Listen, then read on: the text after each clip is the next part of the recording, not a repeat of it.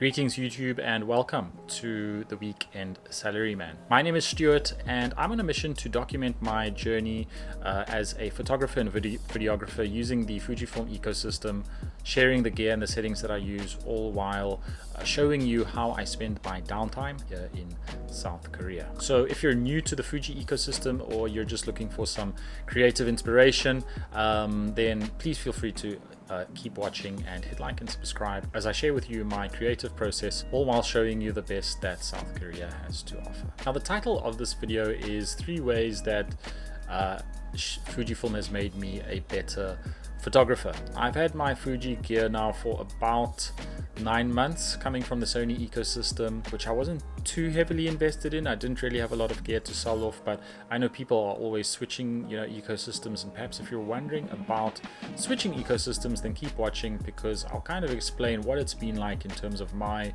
creative process with Fujifilm and how it has encouraged me to shoot more.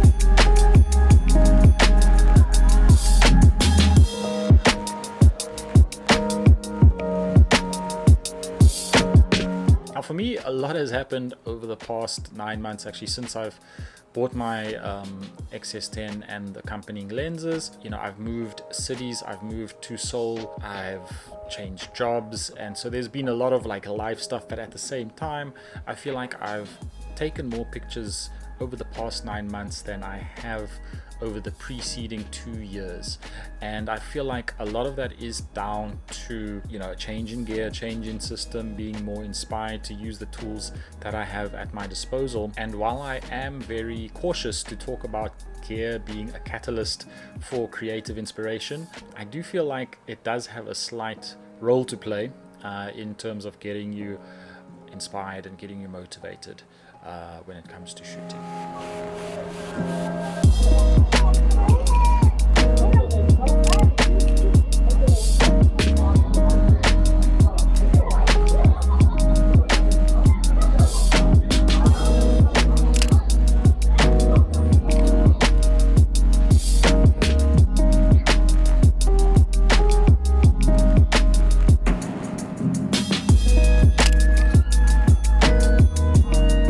So the first reason that I would say Fujifilm has made me a better photographer is that it has removed certain obstacles to getting my pictures out there. And what I mean by that is it's significantly cut down on the time that I spend editing my pictures. It's cut down on the time that I have to spend kind of curating my pictures. And a lot of that is actually just down to the fact that Fujifilm provides such interesting and satisfying results straight out of the camera, which is obviously down to film simulations and recipes. Now, when I shot with Fuji, I really didn't mind editing. I think the last time that I traveled and then I shot, a huge library of pictures was about 4 years ago. I traveled to Japan, I traveled to places like Taiwan, Vietnam, and when I was there, I really shot these huge catalogs of photos, and I would painstakingly go through them and curate them and edit them. And at the time, I had the time to do that, but now my time is much more at a premium. I don't have the luxury of sitting down and painstakingly choosing which photos to include. And I feel like shooting on Fuji, when you're able to get such satisfying results in camera, it cuts down on that editing time.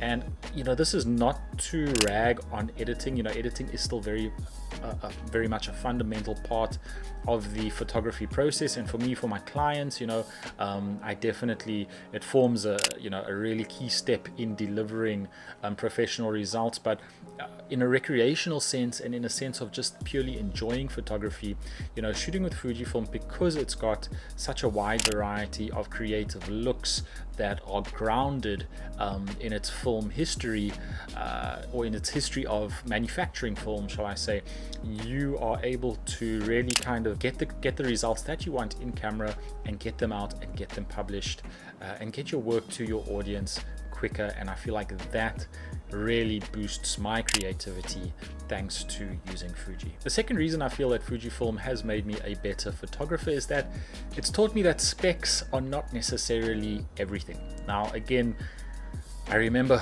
before I bought my Sony a6300, the one thing that I was kind of obsessed about at the time was the specs of the camera, and having the latest and greatest kind of features for me was really important in order to achieve specific results when it came to photography and videography. And I feel like, of course there is still an emphasis on that, but it's not as heavy in the Fujifilm ecosystem.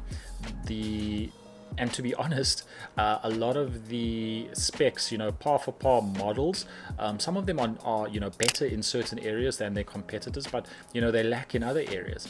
And I feel like when you're buying a Fuji, you're not buying it for the latest specs. A lot of the time you're not buying it for necessarily cutting edge technology or best in class performance across the board entirely, but you're buying it for specific reasons, specific features. For me, the main reason was I didn't buy Fuji because I wanted blazing fast autofocus or necessarily the widest catalog of lenses, and the lenses are great, but I bought it because I wanted a different photography experience. I wanted Fujifilm color. A lot of people talk about the Fujifilm color, but that for me was one of the main reasons why I bought in. And having this camera has shown me that specs are not everything. Specs are, definitely don't determine your creative output. And last but not least, the main reason why I feel, one of the reasons why I feel that Fujifilm has, kind of boosted my inspiration and motivated me to get out more is because they've got a really active communities on social media. And I find that there's a lot more creativity being shared. Again, this might be setting the cat amongst the pigeons a little bit here, but the Fujifilm communities compared to other camera manufacturers, places or kind of spaces on social media, Facebook, Twitter, Reddit, that sort of thing, I do find that there's a much bigger emphasis on sharing your creative work. And also, critique is often welcomed, and critique is often very well given if you are in those communities. And I feel like that has definitely motivated me and pushed me as a photographer to improve my results.